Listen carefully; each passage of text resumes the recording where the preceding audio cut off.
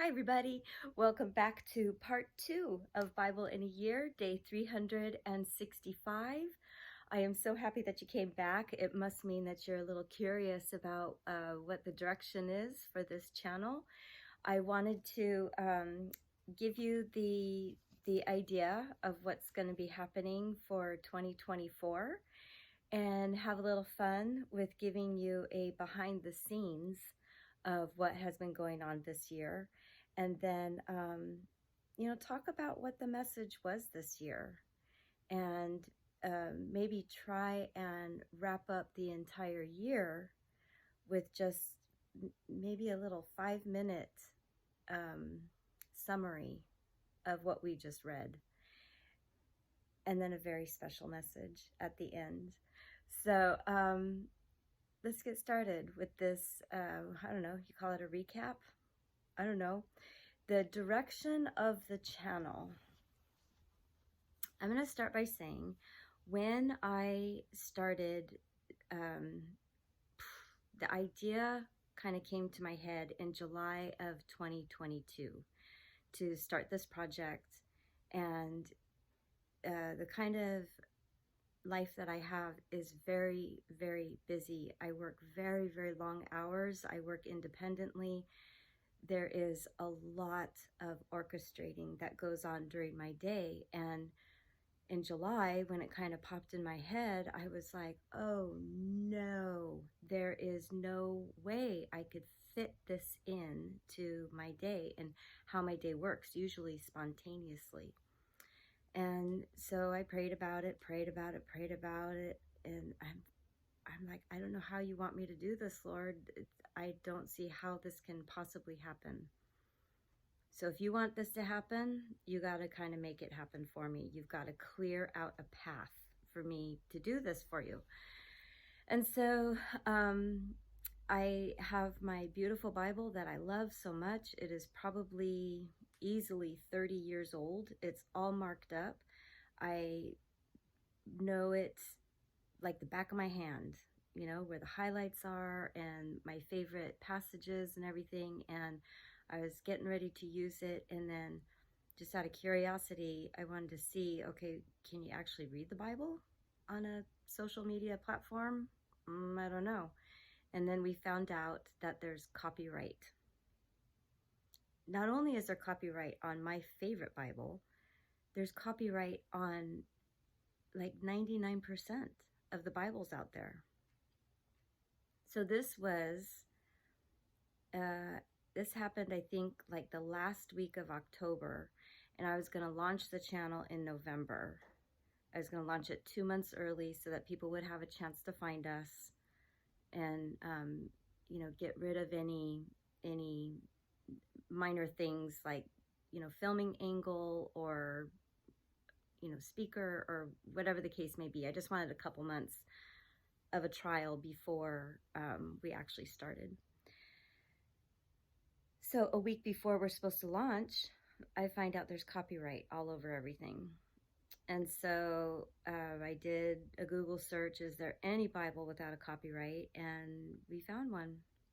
This wonderful man actually put out a Bible without a copyright on it. So I ordered it right away.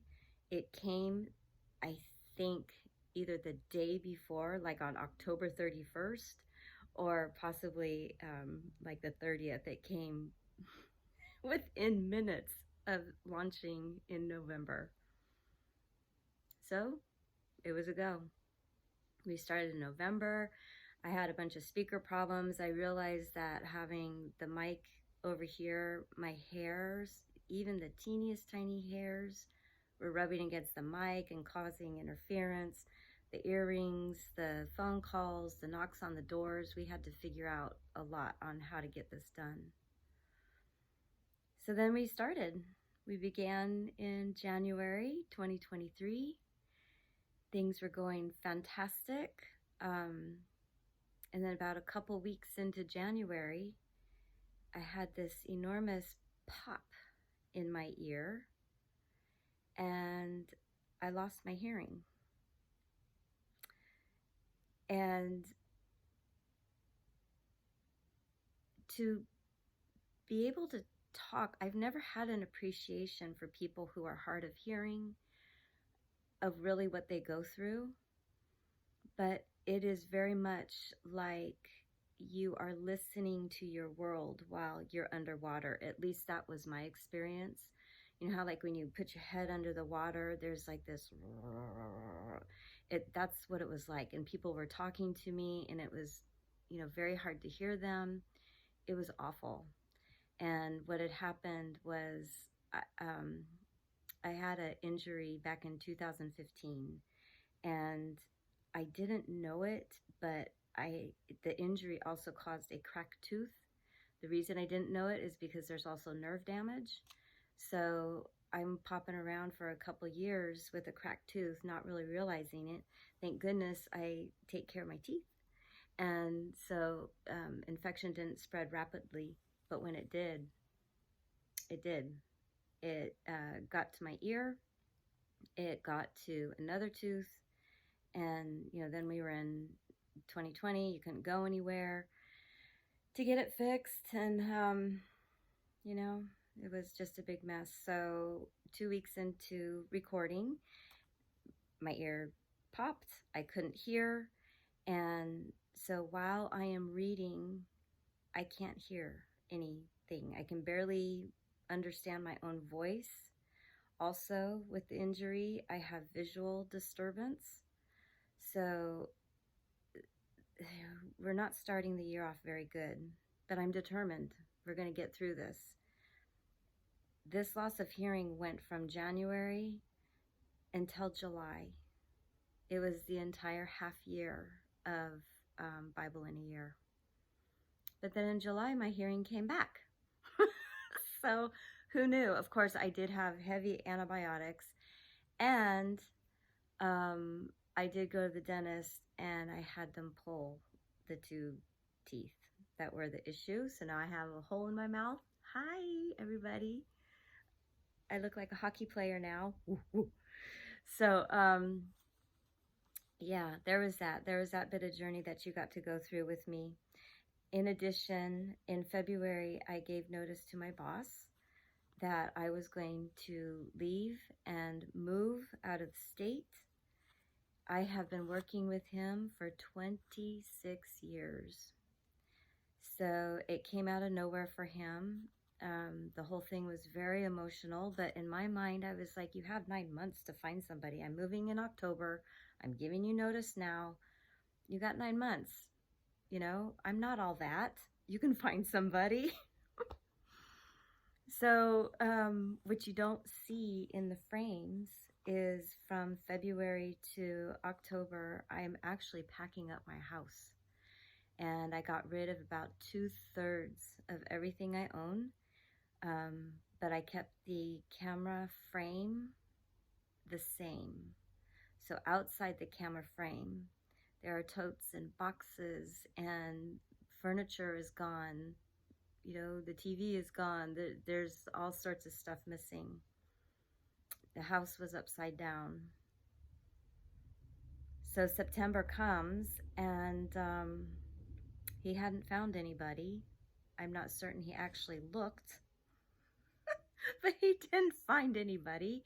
And he asked me to stay, and he had these like puppy dog eyes that I've never seen on him before. Oops. Oh, what a mess. You can tell it's the last day because I don't care. So I agreed to stay. So with that came the unpacking of everything.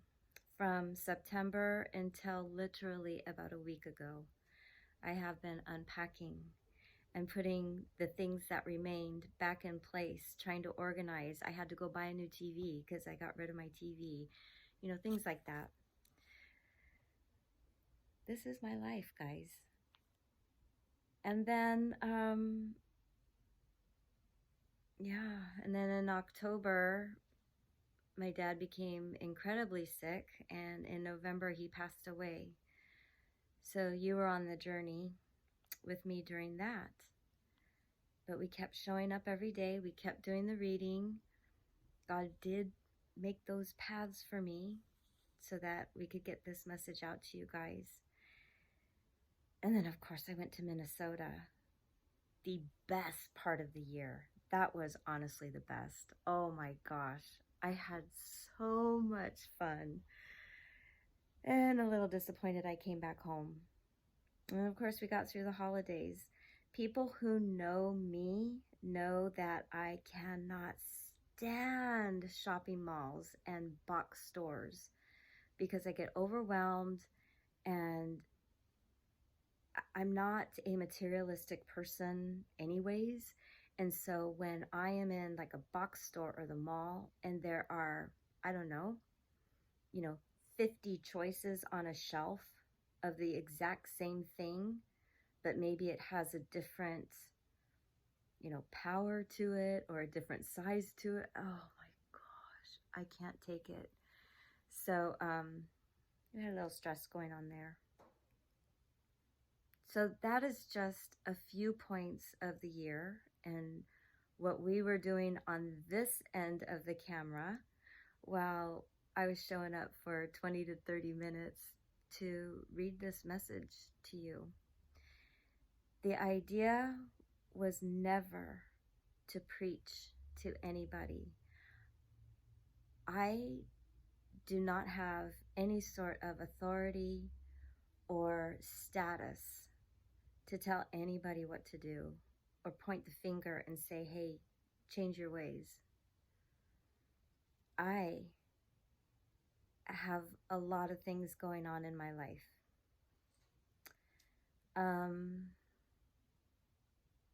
Okay, let's give you some examples. I cuss. I am a cusser. And when I'm angry, and yes, I get angry, it just flies out of my mouth. I kind of laugh at myself because I feel like sometimes I like make up cuss words. They're like, they're not even normal cuss words. They're just, blah, blah, blah. And, other times I'm cussing and laughing. The cuss word is just like an adjective or something. And I know it's wrong. I know I shouldn't be doing it, but I do it. There are things in my life that I do that I know are not appropriate. But does that change the fact that God loves me? He knew me before I was created in my mother's womb. He knows the amount of every hair on my head. And he probably knows the amount that I've lost. And I'm hoping he replaces them soon. He loves me. And he loves you no matter what you are doing in your life right now. They could be considered minor infractions in society's case. They could be major infractions from what society might say. But what God says is that he loves you with this agape love that encompasses all disappointment. Not encompasses, it envelops any disappointments, any wrongs that we might be doing in our life. This is him. And this was the message I wanted people to hear. This is why we read the whole Bible in a year, because some of the parts we're reading about his wrath and his anger and his frustration, his do-overs. But then there are other parts where he has compassion and he just wants us. That's all he wants. I digressed from my notes. What's next? So, what we learned is we have the law of Moses and what he established in the very beginning and what he wanted for us to live a healthy life and how to treat each other. And we just couldn't do it. We turned it into laws instead of turning it into spiritual growth and a behavior that should come naturally. We turned everything into laws. You have to do this or you're breaking the law. And so he sent Jesus, our brand new covenant. And we learned about Jesus and what he says is the most important law. What's the most important law that we learned? To love. To love each other. He did not come and throw himself at the government and say, government, you've got to fix these people. You've got to fix these lands.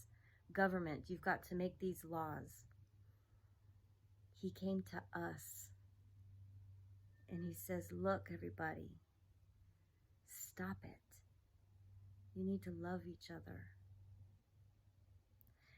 And so, what is love? Love is different for everybody.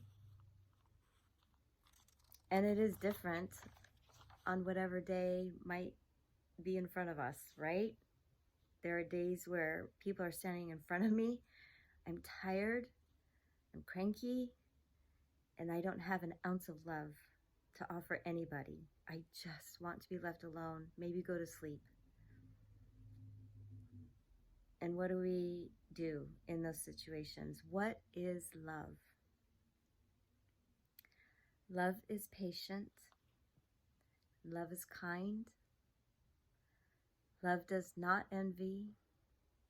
And love does not boast. Love is not proud. Love is not rude. Love is not self-seeking. Love is not easily angered. Love keeps no record of wrongs. And love does not delight in evil, but love rejoices in the truth. Love protects. Love trusts. Love hopes. And love perseveres always. And love never fails. That's 1 Corinthians chapter 13, verse 4. That's what Jesus would have us do. We don't need to be going to the government to change things.